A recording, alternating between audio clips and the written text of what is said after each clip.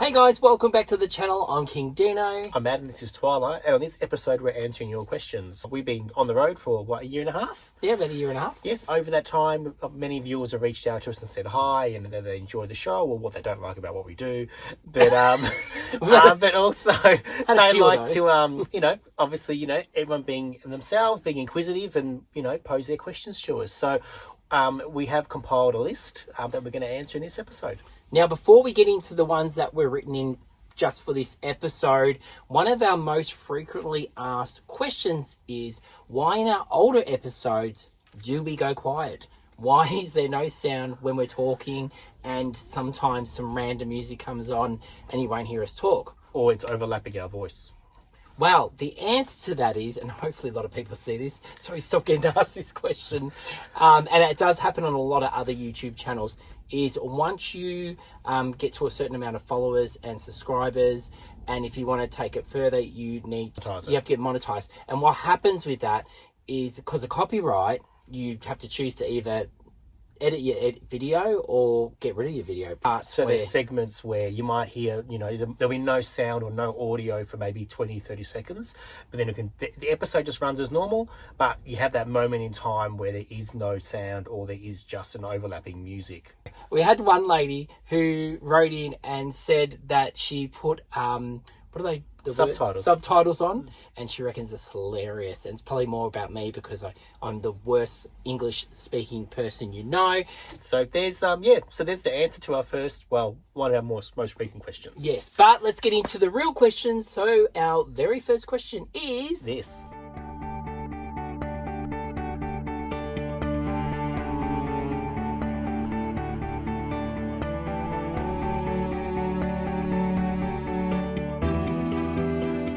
Well, thank you, Victoria, for your questions. Now, we'll start off with the first one. How did we come up with that name? Well, I pretty much was playing around with having my own YouTube channel. I'd just come back from Mexico, and we were in lockdown. I think it was around lockdown time. And I thought I really would love to get this footage I'd filmed onto somewhere where people can watch it. But back then I only really used my Instagram, so it was all filmed a bit topsy-turvy and it wasn't the best footage at all, but I really still wanted to get it up and I posted it. But I thought, what could I call the channel?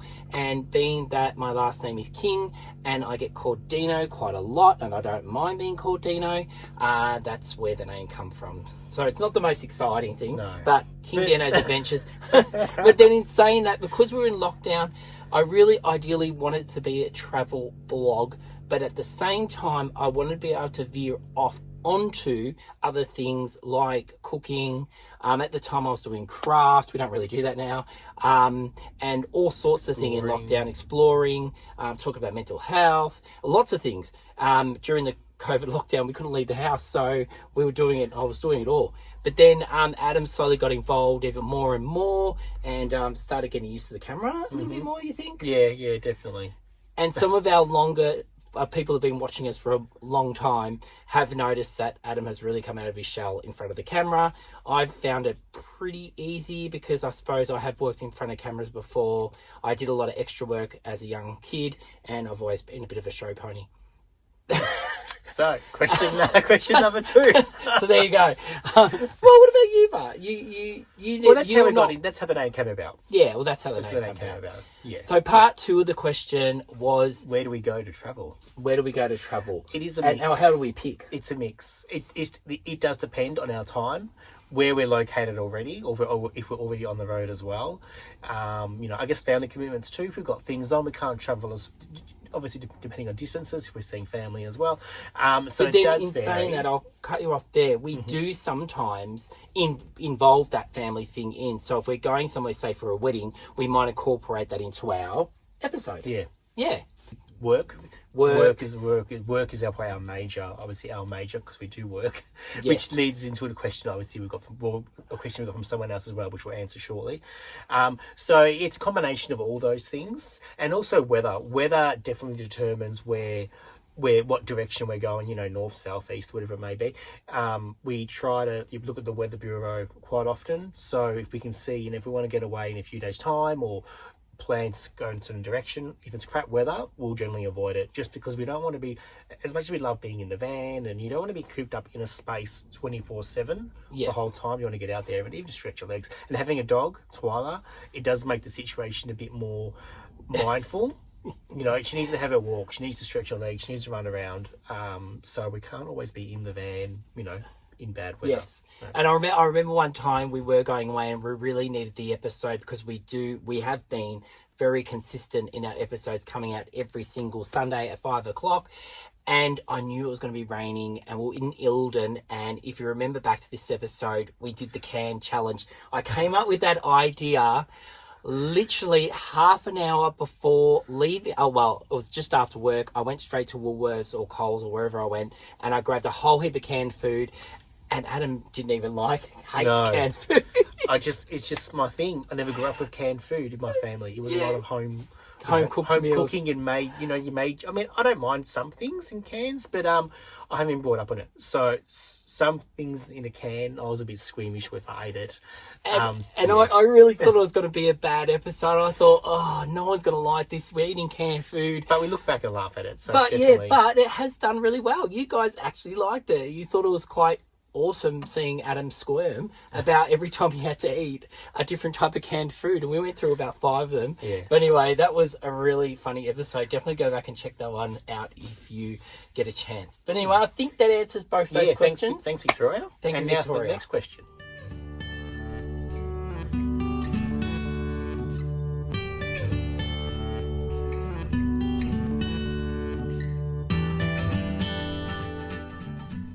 Thanks, Austin, for your question.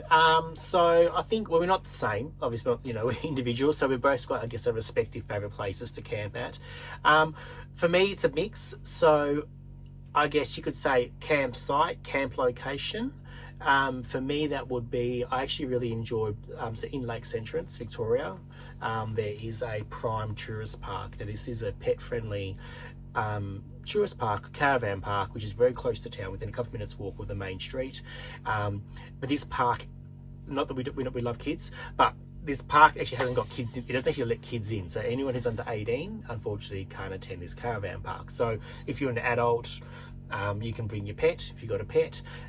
So it does, I guess, in some way give us that peace and quiet, because with Twyla, she does she's got a thing against bicycles. She hates cyclists. Anything with wheels. Anything with wheels. So whenever you got in a family caravan park, as you'll know, kids are cycling. They're free reign. They're allowed, they can do that. That's what they do in a caravan park. They run around, they ride their bikes and whatnot. So with Twyla, she is literally, in a normal caravan park, she's just on the go trying to bark after these bicycles and these kids. So that's one thing which is nice to have the peace and quiet in that respect, because there's no kids on bikes riding around constantly. And get down to the real truth, Adam. There's a pool, and which is great. So the pool's always available, and there is some spots there which we love right next to the pool. So we can have Twyla in the van or outside the van, and we can be in the pool. Because it's not often that we can get in water ourselves with having a dog on board on our travels, so it does make it difficult. So in the summer, in the summer months, in the warmer months, it does make going to that caravan park, enjoyable. There's also for her, from a pet-friendly perspective, the child's caravan, or the child's play centre or the play area has been converted to a dog area, a dog run. Yeah, that's so cool. This one loves running up the steps and down the slides and all that. So she gets a bit of a playtime in that area. So that's kind of part of my answer. That would be, I guess, caravan park per se. Location wise, there's a couple that kind of blend for me. I enjoy Mount Franklin in Victoria, which I think Dean does too. So he'll have his. I guess you'll explain it in a moment. But I really enjoyed Gundagai, which was very surprising. I've only been there recently, but I feel that it's a great location for a free camp spot. It's quite large in the space as well. You can maybe fit at least 20 or so. At the free camping site. At the free camping site, that's right, just outside town. You can walk into town. The town's amazing. It's a beautiful town. A lot of Art Deco historical buildings from the early 1900s, or 80. Yeah, it's the 1900s. Yeah, 1920s, 1930s. So we love Art Deco. So this town's very picturesque, and the town's got everything you need as well. So for me, that will be, I guess, my favourites at this time. This time. Is that it? Oh, Yeah. okay. Well, Adam and I have always loved Dalesford, and right near Dalesford is Mount Franklin. Now, Mount Franklin's itself, going there for the first time, is spectacular. I loved it, absolutely loved it. It's so magical. But in saying that, it probably isn't the most exciting place to go to if you've been, it's just somewhere I just like to go and just switch off. We do a lot of filming, and normally when we go there, we're doing a camp cooking episode, and they're probably our most relaxing episodes because all we're doing is cooking, talking to the camera. When we do our normal episodes that you see week in and week out, we are running from one thing to another. We do stop and enjoy things, but at the same time, it is pretty jam-packed. That's how we get them so jam-packed full of stuff to keep you guys entertained at home. But Mount Franklin, it just makes it's like a little happy place. I go in there, and could you come through these? Well, I suppose it's the middle of the volcano you're driving into. It's an extinct volcano, and you're camping in the crater of this volcano, and the rim of the volcano is got the pine trees or beautiful trees. Pine trees, beautiful pine trees all the way up. And if you go there, especially in winter, and the mist sometimes comes through, it looks like you're in Jurassic Park, really, doesn't it? Similar, yeah. But all just like a magical movie set. Absolutely loved it. We did do we cooked scones there once, and the footage just from that, it was just spectacular. And what you see is what we were just enjoying in that time when we were there. And anyway, that's why I love Mount Franklin, and we do have a soft spot for Dalesford. We've been visiting there ever since we started camping, and since we've kind of been together. Hey, we stumbled across Dalesford and absolutely love it. So that's probably one of my favourite places to go to, but there has been many places I absolutely love and just take my breath away. It is hard to answer that. Yeah, it's hard to answer, but if you just want somewhere to go and just relax and chill out and just enjoy nature, that's a great place. I love it. Thanks, Austin.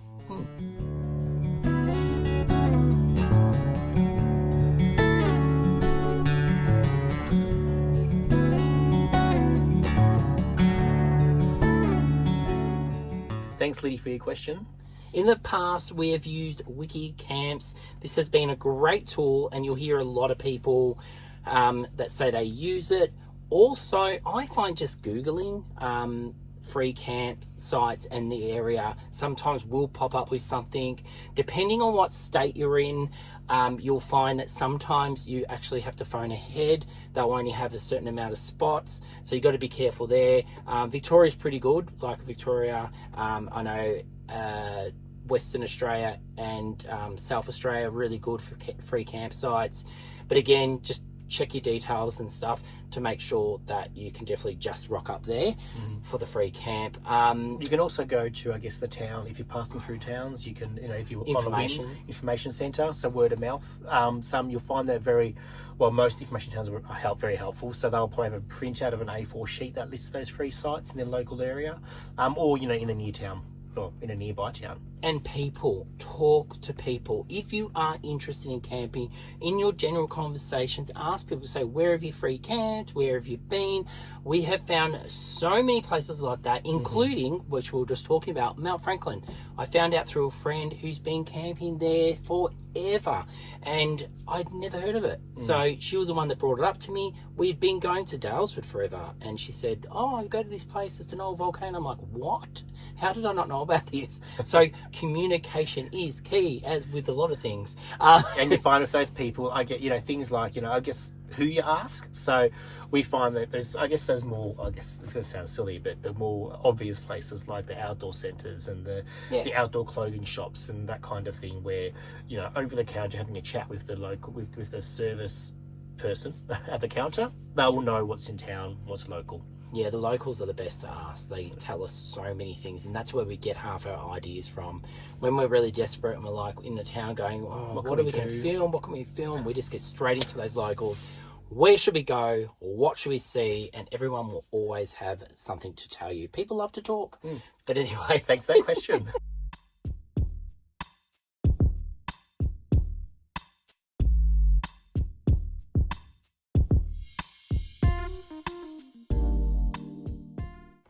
Well, thanks, Carol, for your question. Now, yes, I have had a bad experience. Not so much Adam. Adam, you've got a pretty good scorecard of camping. I don't think we've had No any issues major... for me. No. I think because we've been sensible in our choices. I don't know. Yeah, and do comment down below if you would be interested us doing a safety camping episode where we can go through what we do to make sure that we pick a good site and we're not camping somewhere dodgy. So yeah, if you're interested in that, please comment down below, let us know, and we will do an episode on camp safety and security. Or what we keep in mind for our travels. Yes. Yep. But before Adam and I even got together, it was years and years ago. I was away actually with Jen, who we go away with Jen and Hudson, my nephew. So we were away together with a group of friends, and we're up at Mount Disappointment. The name just goes with it, doesn't it? Wasn't that an omen? And we'll just go out there and go camping and, all go up as a big group, light a fire, have some drinks. We just absolutely had a ball up there. And it is a really nice place to camp. A lot of people go up with motorbikes up there and do bike riding, and there's horse riding and all sorts of things. But this one time we were there, we were camping in our tent. Thank God we were behind a few trees, but all of a sudden at the middle, it was probably about 1 o'clock in the morning, a whole heap of cars came in. They were hooning around in the spot that was cleared in front of us, which we could have been camping there, but we'd gone behind some trees for that bit of protection, just in case someone did come through. We were behind some trees and we didn't want a car driving over our tent. So yeah, they came through, they were doing wheelies. They were there for at least an hour doing wheelies with the high beams on. They didn't even know we were there. We just kept quiet. If I had been in the van at that time, I probably would have driven off and left if I could have. But we just stayed put, kept quiet, didn't overreact, had our little tent open a little bit, looking out, and they finally left. And we all... I'm sure there would have been. I'm sure the thing is as well. I think with that, if you had a tent there, I would have seen you. So yeah, but no, it was dark. It's so dark up there. It was not funny. But they couldn't. But they wouldn't have gone there looking for trouble. No, well, they might not have been there looking for trouble. But it is a scary experience. Was it a scary experience? Just always, if there's a few families there, you always pretty much know you're going to be fine. We normally like to be around some families and things like that, so you're pretty much or safe. At least even one or two other. That's one of our things that we like to keep in mind. There's at least one or two other camping, whatever that may be, tents, vehicles, caravans, whatever form of camping method that is. If there's one or two other people there, generally you've got people around you, so it's a safer and less worrying. And if you need help as well for some reason, someone's there to reach your hand if you need it. It's not just for security reasons, for health reasons as well. If there's an emergency, you got someone there to help you, or even try to contact while you're helping your partner with whatever they're going through. So I think that answers that question. Yeah, I think so. Thanks, Carol.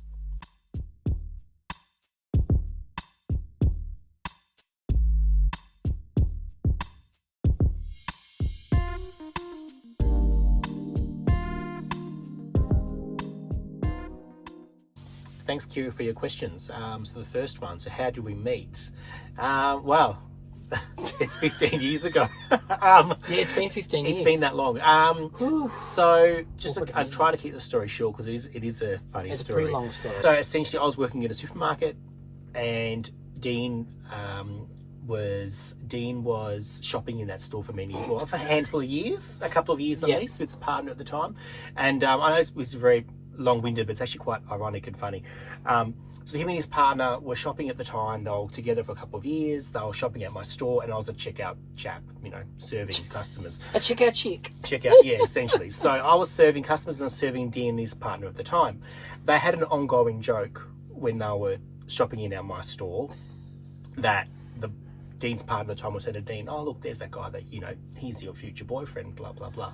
And then Dean Dean said to him, "Oh, he's your future boyfriend, blah, blah, blah," as a running joke. So they were together for many years and eventually they split up.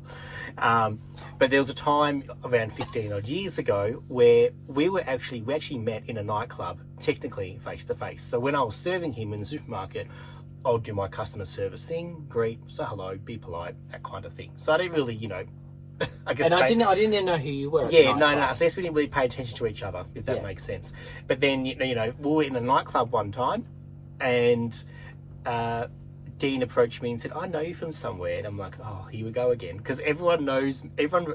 Adam has one of those faces because apparently I've got a face that everyone recognises and easy to remember, and because I was working in a supermarket at the time, I'll get that question, or quite a bit, that question posed to me often. Oh, where have I seen you?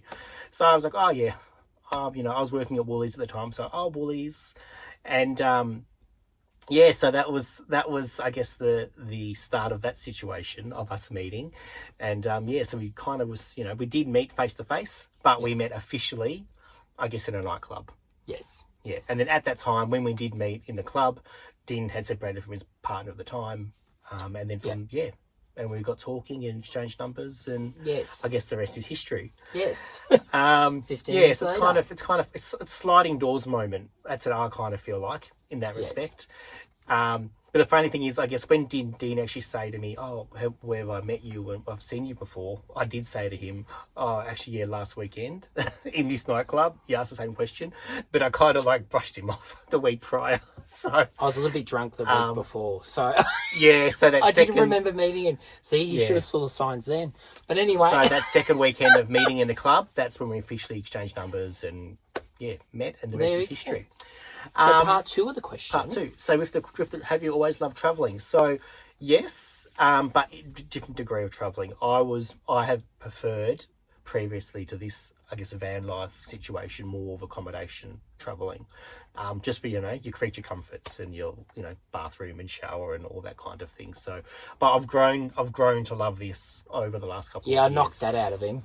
And I've grown to love this just for the convenience, the ease, and also especially having a dog as well. We can't, it also and affordability too. If you're traveling in a hotel or a motel, the money. Well, it's $100 a pop a night at the least. Minimum. So definitely adds up. So for me, it's gone from a transition. I mean, we love our Airbnb and our Airbnb on occasion or that kind of thing. But going from a more traditional accommodation to a van life travelling accommodation, that's been a growth for me over time. So these two kind of questions tie in together because when we very first got together, Adam had never really been camping. I don't think he had been camping, have you? Maybe with school? Oh, school camping in a cabin. So I took him up to Mount Disappointment, or there's three questions that tie into this, for his very first proper camping trip. And I pulled out all the bells and whistles. I took my biggest tent, I took every comfortable beds, blankets, everything, because I was like, this guy, if he's going to be with me, he needs to be able to go camping and he's got to love it. So I put out every stop, and I actually think if I've got a photo of this very first time, if we can find it, we both look like babies because it was 15 years ago. And we did have fun, and now here he is. He's still camping away, and we camp every single weekend now, pretty much. So basically, there you go. So since Adam and I have been together, we've done a fair bit of travelling. We've actually done quite a bit of travelling with my brother and my sister-in-law, Jen, who you've seen on the episodes before. We've been to, we actually got engaged in LA. Disneyland in LA. Vegas, not Vegas. That's Los Angeles. Let me quickly tell that story. I need to tell that story. So I was proposing to Adam, and I wanted to do it on the Ellen DeGeneres, how do you say that? Ellen DeGeneres show. So I wrote 100 letters to Alan to say, can I propose on your show to Adam? Oh, well, you wrote one, you said it 100 times. Well, yeah, right. Well, I'm smart. I'm not going to handwrite 100 letters. Anyway, so we get to the show. We go see Alan. I'm in the audience with my brother and my sister-in-law and Adam. I've got the ring in my pocket. It was insane, and the producer came up to me and said, look, if she gets time, you can do it, but we don't know if she will or not.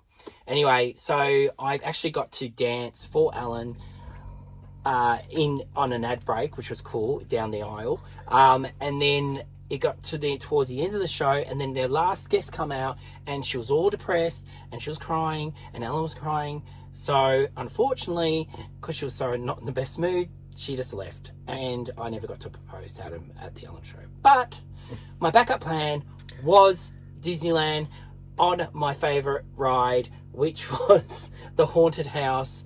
Now, it's not like what you're thinking if you haven't been to Disneyland. It's actually a ride where it has one, like, it's like a big egg, isn't it? A capsule. You're in a capsule, and it goes around inside the haunted house, and you see all these scenes in the house. And it's really cool. So I thought that's good because it's just the two of us. I can propose. And then Peter and Jen, my brother and my sister-in-law, were in the next carriage, and they spun around. And as they spun around, they were taking photos and video of us, well, me, proposing to Adam to get married. And then with that, because of all the flashing and all the photography, they stopped the ride. So I proposed to Adam. We're all excited, but the ride had stopped, and the announcement came over, and they said no flash photography. So eventually, everyone stopped filming. We got out of the ride, and then so then we celebrated that night. So there you go. There's a little bit of story. But we have been to America. We've visited LA and Vegas. I've been back to New York and San Francisco. London. We've been to London, Amsterdam, Hong Kong. So we've travelled over, been together so long. Every few years we've had an overseas trip. Yeah, so we have done a fair bit of overseas travel, I suppose you could say. But there's some of the places we've been.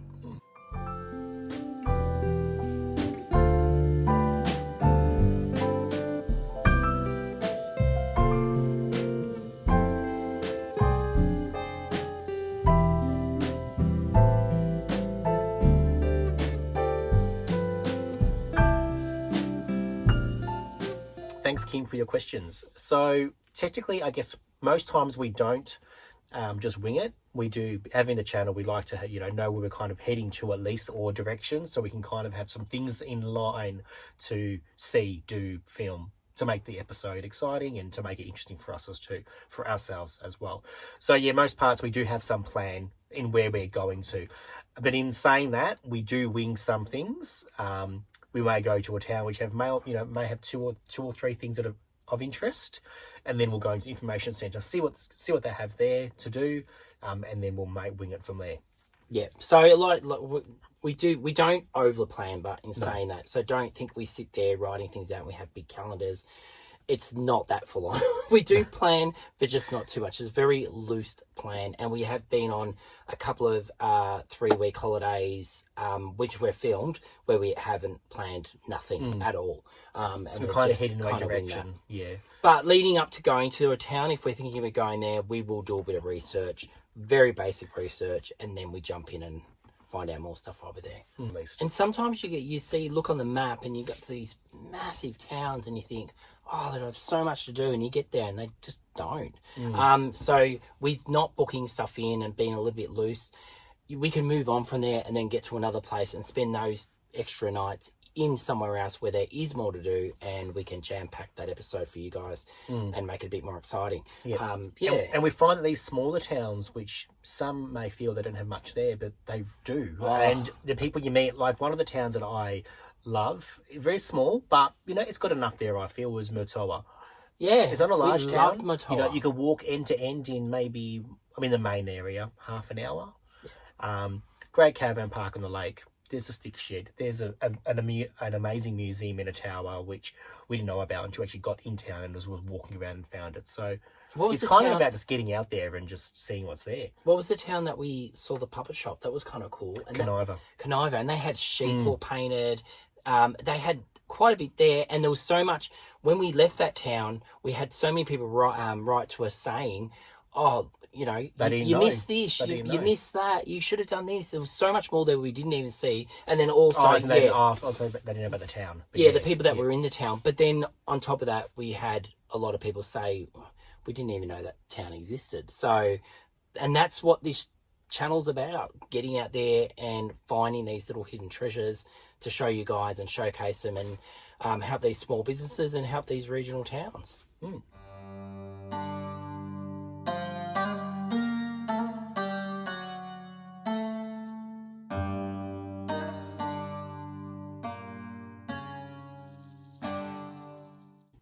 Thanks, Craig, for your question. I was about to say answer.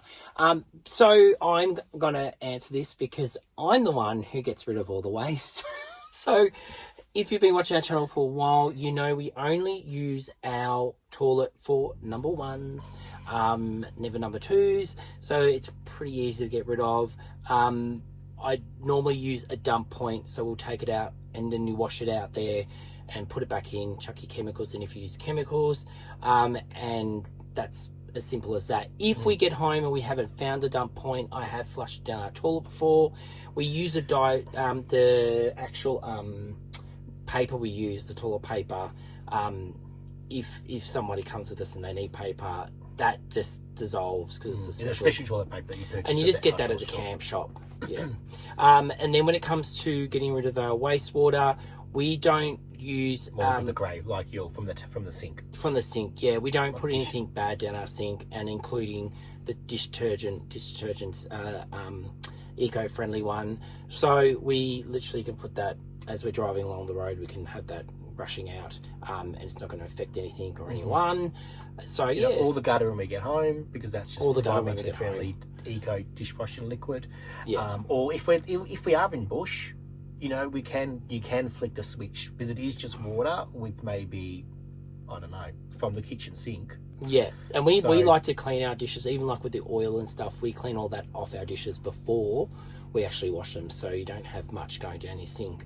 And that's more to do with, especially not having gunk going into your bad tank, or the grey tank. Yeah. You know, you don't want stuff growing in there. So, but when it's in a caravan parks and those kind of more private sites, you should ask if we'd like to ask at least. You know, can we flick it and have it open? Because some parks may not want you to have water running from your grey tank onto the grass.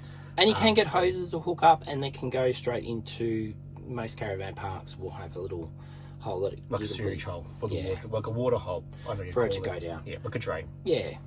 So thanks, Craig.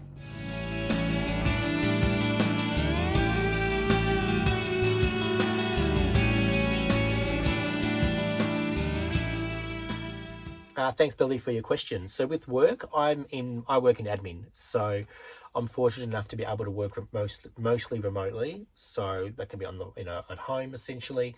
So I have that flexibility, and by having that, I guess, option as well, we are able to hit the road more frequently as well, because as soon as I knock off, if I need to, we can get in the van and hit the road. Yes, and I'm in retail management, and so my job requires me to be I manage in-house a couple of places, so I'm in 2 different locations, and then occasionally I do hit the road to do things, so I might have to go interstate to do some things. So that's where you get a few of my episodes where I go off by myself. I did Perth, that was this year, and Bunbury, and I think I did one earlier than that too. There's a couple others. Sail by Sail as well. So, and we've got another one coming up soon, but you'll find out about that soon. So we both work full time, plus do this. So so this, our job pays for our. This is not for free, as in we pay for all this, what we do. So it's a hobby, as you can see. If it eventuates something more, great. Would love to do this full time, but the reality is life. You got bills to pay. You've got bills to pay, and unfortunately, YouTube, as much as it's great, it doesn't pay the bills. So we do work full time, but we do really burn the candles at both ends, so we can come up with great content every week. Thanks, Beverly.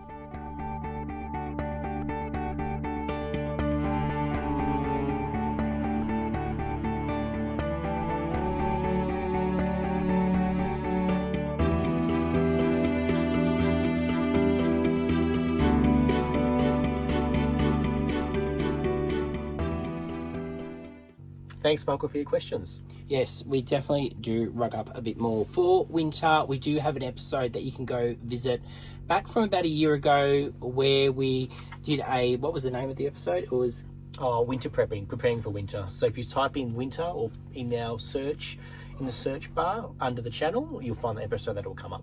The other thing we've been debating for a long time is to get a diesel heater in our van, which would be awesome and would be such a game changer. We really wanted one for this year, for winter. But the thing that has stopped us in the past is, one, we don't know how much longer we're going to have this van for, and if we're going to upgrade, which would already have one in there. So we don't find the, for the cost that we're going to get put in, is it worth it? Two, reliability. Getting a mechanic. Is it a mechanic or a fitter that does that stuff? Like, yeah, we've read horror stories and leaking, and it's just like yeah, trying to juggle, trying to get time to organise it, trying to get quotes, trying to see someone about it, trying to get a decent product of a diesel heater as well. And the thing that really gets me is the room it takes up. It doesn't take up heaps of room, but we're so limited for room in the van that that's one more space that I can't take a camp oven maybe or something. So I have to sacrifice something that we normally take with us out for the heater in. So that's that. But maintenance wise, no, not really.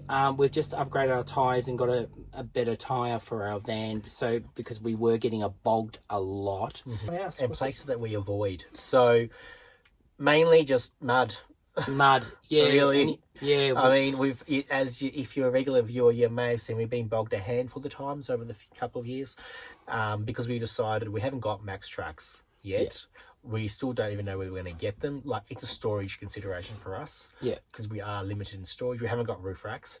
But we do love winter camping, by the way. We do love it, and we try our best to get out there. We camped all the way through winter last year, including when we went up to Mount Franklin that time with Jen and Hudson, and we actually made mulled wine, which was quite nice.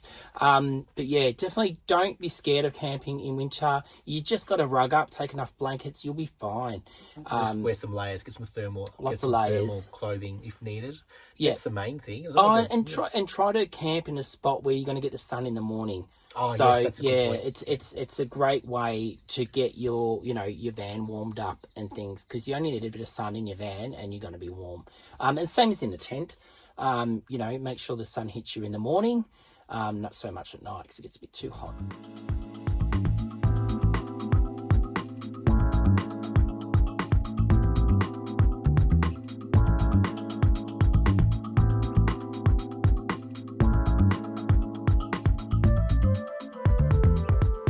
So thanks, John and Janice, for your question about our tyres. That relates to the last question in some form. So with our tyres, we have upgraded them recently, but we've upgraded them with the tread. So who we took them to advised that, being that it's not a four-wheel drive vehicle, and just due to the space with the suspension and the rim of the vehicle, we were limited for choice with the tyre choices. Basically went the biggest we could get. Yeah, but the tread it's kind of like a semi off-road tread. I guess that's my thought on it, at least. So it does help us out if we need to get more grip on the road. Or I have noticed a difference. I have really noticed a difference. We've been through spots where normally we would have not had traction, and including on grass. I was finding that our wheels looked that bad, the last wheels that we had, that even on grass, if it was wet, it was spinning. They were spinning. And it's the type of van it is too, because it isn't a four-wheel drive. It's a two-wheel drive. And it's got obviously a lot of weight to the vehicle too. Yeah.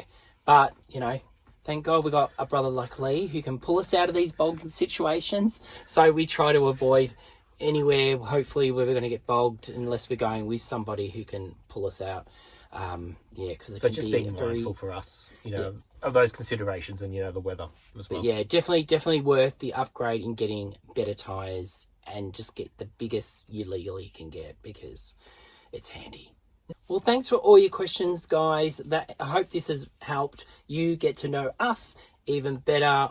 I want to thank everyone who has subscribed to our channel. We have now hit over 2,000. We're about to hit 2,100 only in the last couple of weeks, so that's pretty exciting. Mm-hmm. We're just ecstatic over that, and if you haven't already, please do hit that subscribe button and tell your friends about us, or if you pass someone who loves camping, let them know about us. We really want to make this channel grow, so one day we might be doing this full time and entertaining you guys. So yeah, things that are coming up in the near future. Now, obviously, if you're watching this in 2 years' time, you can look back on the videos. But if you're watching now in the near future, we've got some Airbnbs coming up. We've got I'll be doing a couple of solo trips myself. We've got the rest of our New South Wales camping, and we've got a lot more Victorian camping also. And then from there, well, I've even got an overseas trip coming up, which you'll hear more about in the later on in the year. So yeah, there is so many exciting things coming up, from camp cooking to outdoor adventures and pet-friendly stuff. So yeah, we can't wait to share it all with you. And exciting times. There's always something, there's always something to do in our amazing country. Yes. So we'll be working hard to bring you plenty more exciting adventures. Yeah, thanks for your questions. We appreciate it, and you can still send them through. We're going to answer them when they come through. We enjoy, we have our, as Dean said, we've got the our weekly episodes at 5 o'clock on the Sunday. Jump in the live chat if you've got some time. Jump on when that's on. We can have a chat. You can get to know each other and join the community that we have on board. It's a great community, having everyone there with us. We need to do a special big thank you to who you are, to all our people that get on live chat every single week. They are there, and even when they're not, they're jumping on there saying, I'm not here this week, I've got to go here and do this and I'll be back. They are just so beautiful, and thank you guys. You know who you are, and please don't be shy to hop on that live chat. We're there every week to be there to answer any questions. Don't be shy. Everyone else, they know half the questions before we do, so they'll be able to help you as well. It's a great community, and it only gets bigger every single week. We love it. So make sure you jump on that live chat and say hi, and leave your questions down the bottom, because we answer every single question. Anyone who writes to us, we will get back to you. And it might not be straight away, but we try to pretty much every night, we try to get on there and get back to everybody's questions. Yeah, as soon as we can as well. Yeah. And with that, we hope you're enjoying what we do. If you are, we do have the super thanks option down below in there near the menu, near the like function. So you can, make the way to support make the a channel. donation and support the channel. And it does help us in some form, financially. So it does, help us get on the road. Yeah, exactly. And we do have the merch and stuff will be out very soon. We're trying to get that on board. We're just trying to. It's a bit of a hard one with the merch, because you want to get quality product and things are going to last. Yeah, and, things that. Yeah, so we don't want to be sending you something want to that. wear. Yeah, exactly. So you've seen us. You've seen us with maybe a branded T-shirt, but that's us testing out. Testing out the product for you. But so we've got lots of exciting things about to happen this year. We're the year's flying, but but there is so much exciting stuff happening all the time. So keep in touch and keep watching and make sure you're subscribed and all the rest of it. But otherwise, I think that's it. Yeah, thanks again for your questions. We appreciate it. We had a ball going through them all, and it does make us also look back and think about what we've been through and our experiences too. So yeah, as much as it's been handy for yourselves, it's also been insightful for us and what we do. And also let us know if you'd like us to do an actual live one of these one day. We were umming and ahhing with this if we were going to do it live, but we thought, no, let's just give a bit more better quality, because we thought if we stand there just answering willy-nilly, I think it wouldn't have turned out as good. But in saying that, I'm up for, and I think Adam's up for, doing this live one day. You're not, are you? Yes. We'll get there. We'll do it live one day. Let us know. Anyway. All right. Well, thanks, guys. And we will see you, as per usual, on Sunday at 5 p.m. Sometimes Wednesdays. Every week. Sometimes Wednesdays at 7. Seems like it's every week now. I think it is. And don't forget to subscribe and hit that notification button as well, to be made aware when our next episode, when we're up. Yeah. See you later, guys. See you.